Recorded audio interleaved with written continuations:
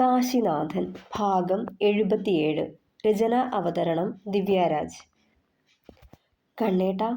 തിരിഞ്ഞവൻ്റെ മുഖം കൈക്കുമ്പിളിലെടുക്കുമ്പോൾ കണ്ണുകൾ തുളുമ്പിയിരുന്നു അവളുടെ.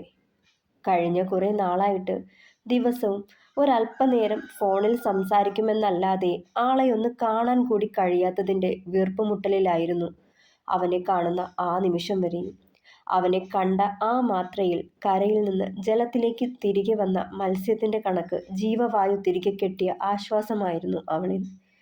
മുൻപൊക്കെ ആഗ്രഹിക്കുമ്പോൾ അവിടെ ചെന്ന് കാണാനും 2 ദിവസം ആൾക്കൊപ്പം തങ്ങാനുമൊക്കെ കഴിയുമായിരുന്നു. പക്ഷേ ഇപ്പോൾ ടീച്ചറമ്മയ്ക്ക് നടക്കാനൊക്കെ ബുദ്ധിമുട്ടുള്ളത് കാരണം ആളെ വിട്ട് എങ്ങും പോവാനൊക്കാത്ത അവസ്ഥയാണ്. നെടുവീർപ്പോടെ ഓർത്തുകൊണ്ടാ മാറിൽ ചേർന്നവൾ. ഇനി എങ്ങും പോവല്ലേട്ടോ കണ്ണേട്ടാ, എനിക്ക് കഴിയില്ല ഇങ്ങനെ കാണാണ്ടിരിക്കാനൊന്നും, പരിഭവത്തോടെ പറയുമ്പോൾ ചുണ്ടു കൂർപ്പിച്ചവൾ. പോവില്ലാന്നേ, ഇനി എൻ്റെ വൈശുവിനൊപ്പം ഉണ്ടാവൂട്ടോ. അവളുടെ മുഖമാകെ കണ്ണോടിച്ചു കാശി. ആകെ മാറിപ്പോയി, നേരത്തേതിലും മെലിഞ്ഞു, മുഖത്തെ പ്രസരിപ്പൊക്കെ പോയിട്ടുണ്ട്. തൻ്റെ അഭാവം അവളിൽ ഏൽപ്പിച്ച ആഘാതം നിശ്വാസത്തോടെ അവളുടെ നെറുകിൽ നെറ്റിമുട്ടിച്ചവൻ. അന്ന് കൺകുളിർക്കെ കാണാൻ പറ്റിയില്ല എന്നായിരുന്നല്ലോ പരാതി.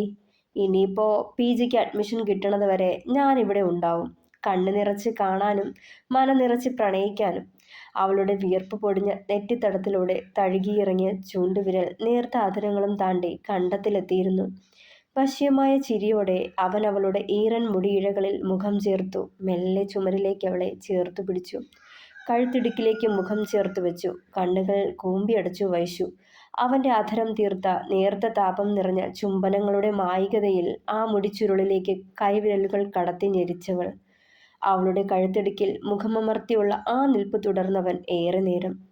വൈശു അവൻ്റെ നെറുകിൽ തലോടിക്കൊണ്ടിരുന്നു. നിന്നിൽ നിന്ന് ഉതിരുന്ന ഈ ഗന്ധവും ഈ ദേഹത്തിൻ്റെ ചെറുതാപവും ഈ കൈക്കുള്ളിലെ കരുതലും ഈ ഹൃദയത്തിലെ പ്രണയവും ഒക്കെ ഒരുപാട് മിസ് ചെയ്തു വൈശു. അവളെ മുറുകെ പിണർന്നവൻ. ഞാനും കണ്ണേട്ടനെ ഒത്തിരി മിസ് ചെയ്തു. എത്ര മാസങ്ങളാ ഈ ശബ്ദം മാത്രം കേട്ട് ഫോണിൻ്റെ സ്ക്രീനിലൂടെ മാത്രം കണ്ട് തൃപ്തിപ്പെട്ട്. വല്ലാതെ ശ്വാസം മുട്ടി എനിക്ക്. അതേസമയം പുറത്തു കേട്ടൊരു വലിയ ഇടിനാദത്തിൻ്റെ ഒച്ചയിൽ ഒന്ന് ഞെട്ടിയവനിലേക്ക് ചേർന്നവൾ വീണ്ടും. തുറന്നിട്ട ജാലകവാതിലിലൂടെ മാനം ഇരുണ്ട് കയറുന്നത് ചെറുമഴ ചാറാൻ തുടങ്ങാൻ വെമ്പുന്നതും കണ്ടവൾ. അയ്യോ, മഴ പെയ്യുന്നാ തോന്നണേ. പുറത്തെ അയയിൽ തുണികൾ ഉണങ്ങാനിട്ടിരിക്കുക.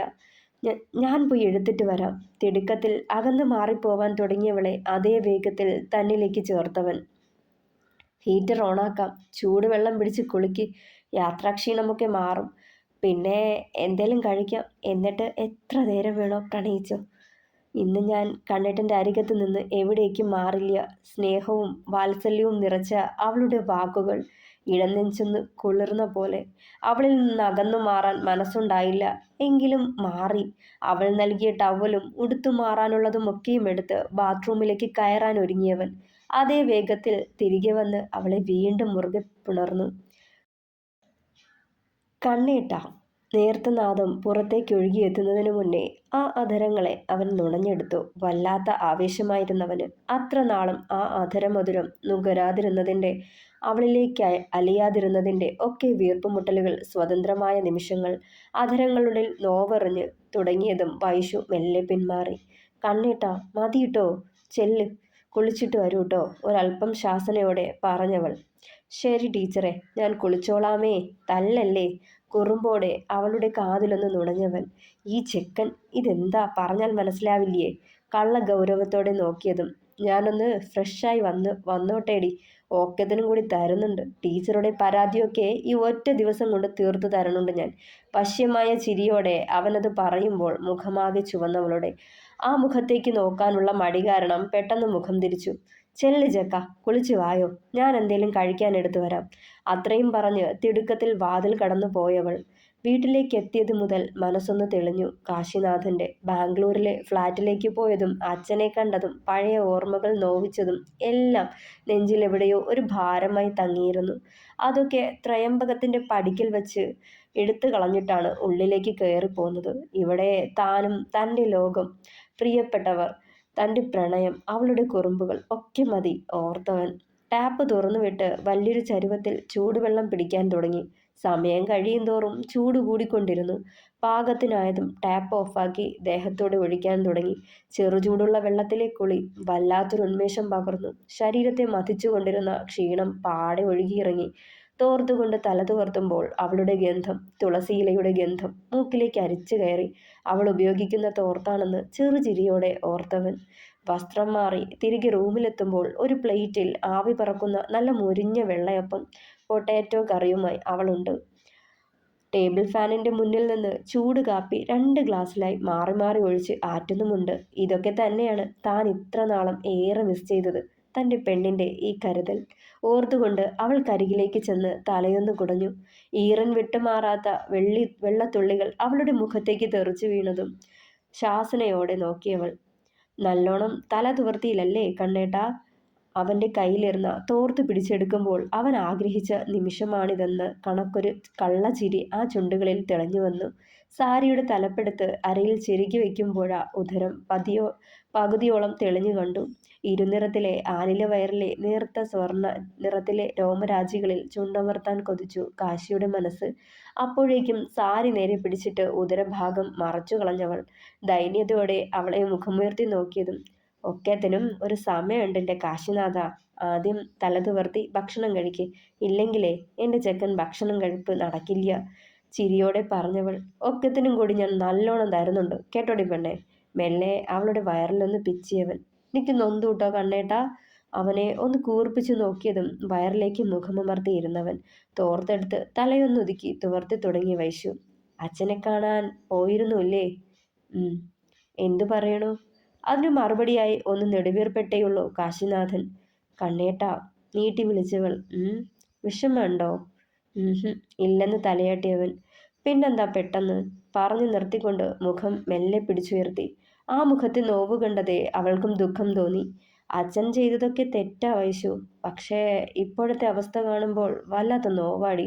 ഒക്കെയും ആൾ അർഹിക്കുന്നുണ്ട്, ഇതിലും കൂടുതൽ. എങ്കിലും നമ്മുടെ മുന്നിൽ ഒരാൾ സങ്കടപ്പെടണ കാണുമ്പോൾ വല്ലായ്മയല്ലേ? ശബ്ദം നേർത്തവൻ്റെ. സാരല്ല, അച്ഛൻ മാറിക്കോളും, നമുക്ക് ഇങ്ങടേക്ക് വിളിക്കാം. പ്രതീക്ഷയോടെ അവൻ്റെ നെറുകിൽ തലോടിയവൾ. ഞാൻ വിളിച്ചതാ വൈശുവേ, വരില്ല ഉറപ്പോടെ പറഞ്ഞതും. നമുക്ക് ടീച്ചറമ്മയെ കൊണ്ട് വിളിപ്പിക്കാം കണ്ണേട്ടാ. അമ്മ വിളിച്ചാൽ മോന് വരാണ്ടിരിക്കാനൊക്കോ? നിശ്വാസത്തോടെ പറയുമ്പോൾ അതും ശരിയാണല്ലോ എന്ന പോലെ അവളെ മുഖമുയർത്തി നോക്കിയവൻ. ചെക്ക, ഒത്തിരി വേദന തിന്നതാ.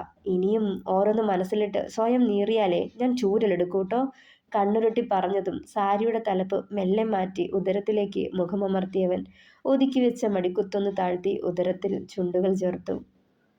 കണ്ണേട്ടാ വേണ്ടാട്ടോ. നാണത്തോടെ അവനെ പിടിച്ചു മാറ്റി അകന്നു മാറിയവൾ. ചെക്കന് കൊഞ്ചല് കുറച്ച് കൂടുന്നുണ്ട് കേട്ടോ. ഇപ്പോഴും ചെറിയ കുഞ്ഞാന്ന വിചാരം. ചൂടപ്പം മുറിച്ചെടുത്ത് കറിയിൽ മുക്കി അവൻ്റെ വായിലേക്ക് വെച്ചു കൊടുക്കുമ്പോൾ അവളുടെ വിരൽത്തുമ്പ് നുണഞ്ഞെടുത്തവനെ നോക്കി പേടിപ്പിച്ചു വൈശു.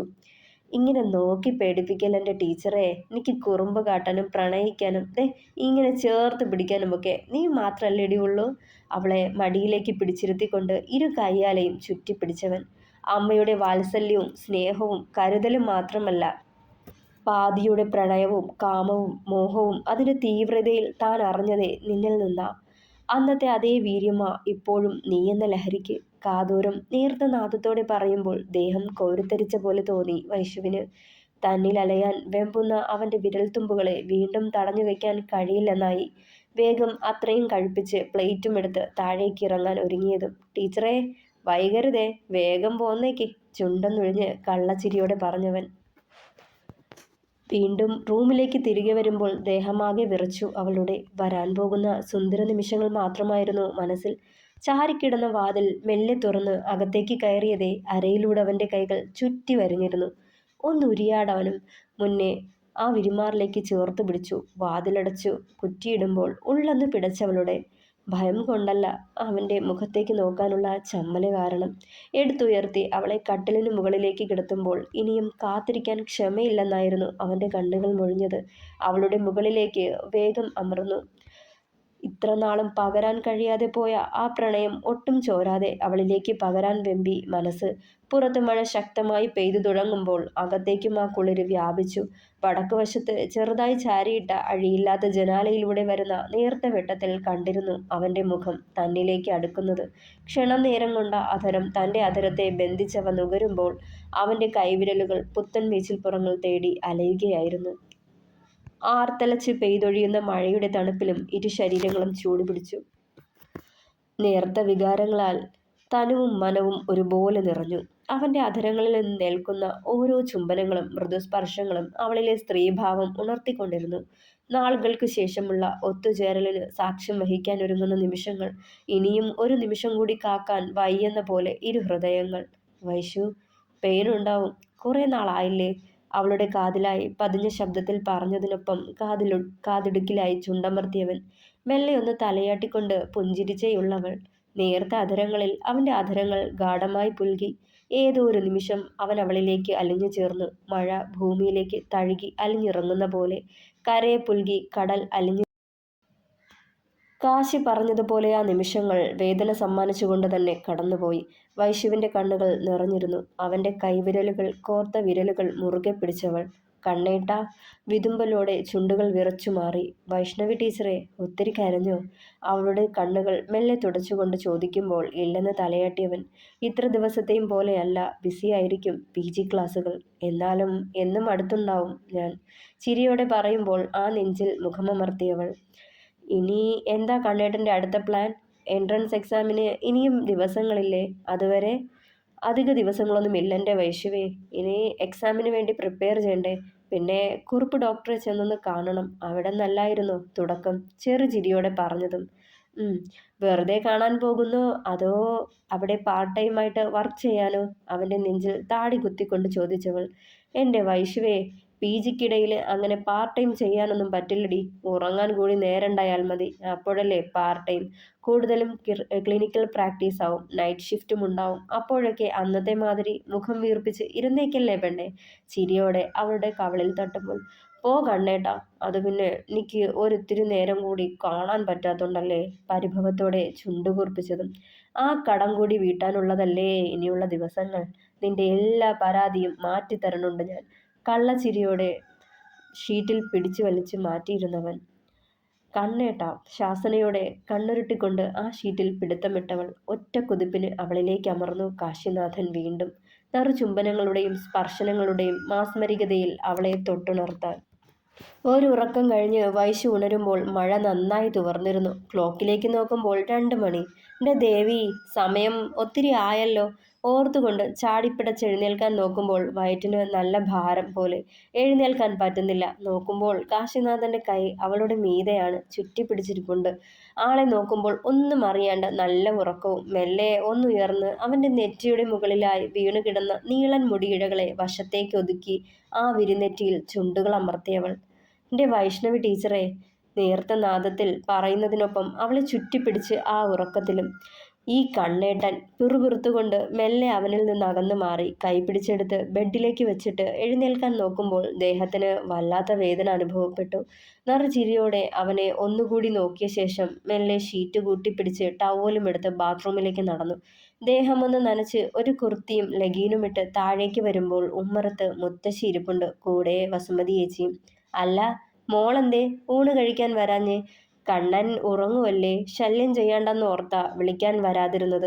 ശാരദാമ്മ അത് പറയുമ്പോൾ ആകെയൊന്ന് വിളറി. അവരോട് എന്തു പറയുമെന്നോർത്ത്. മോളും കണ്ണനൊപ്പം കിടന്നുറങ്ങിയിട്ടുണ്ടാവും ടീച്ചറമ്മേ. മഴയല്ലേ, പിന്നെ ഇവിടുത്തെ ജോലികളൊക്കെ മോള് രാവിലെ തന്നെ ചെയ്തു തീർത്തതല്ലേ? വസുമതി ചേച്ചി ആക്കിയ ചിരിയോടെ പറയുമ്പോൾ വൈശുവിന് ചമ്മലായിരുന്നു. മോള് ചെന്ന് ഊണ് കഴിക്ക്, കണ്ണൻ ക്ഷീണമൊക്കെ മാറുന്നത് വരെ കിടക്കട്ടെ. ശാരദാമ്മ അത് പറയുമ്പോൾ അവളും അടുക്കള ഭാഗത്തേക്ക് നടന്നിരുന്നു. തുടരും. പ്രിയപ്പെട്ടവരെ, അഭിപ്രായങ്ങൾ പറയണേ. കഥ ഇഷ്ടമായാൽ ലൈക്ക് ചെയ്യുക, ഷെയർ ചെയ്യുക, സപ്പോർട്ട് ചെയ്യുക. താങ്ക്